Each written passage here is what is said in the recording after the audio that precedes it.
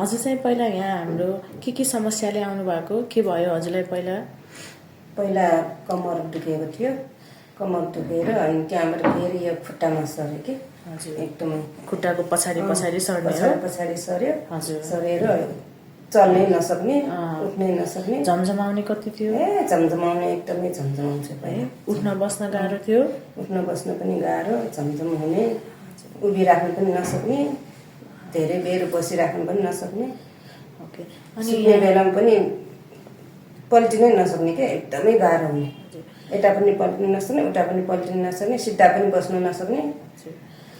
अनि हजुरलाई यहाँ फिजियोथेरापी गरेर चाहिँ अहिले कस्तो भइरहेछ? यो फिजियोथेरापी गरेर अहिले त सन्चो भइरहेछ। सन्चो भएको छ? सजिलो उठ्न चाहिँ नि सबै आनन्दले सुत्न पाइरहेछ अहिले। है झमझमाउने कस्तो छ? झमझमाउने पनि छैन अहिले त त्यति। अहिले छैन है? पहिला भन्दा धेरै राम्रो भएको छ? धेरै राम्रो भएको छ पहिला भन्दा। हजुर।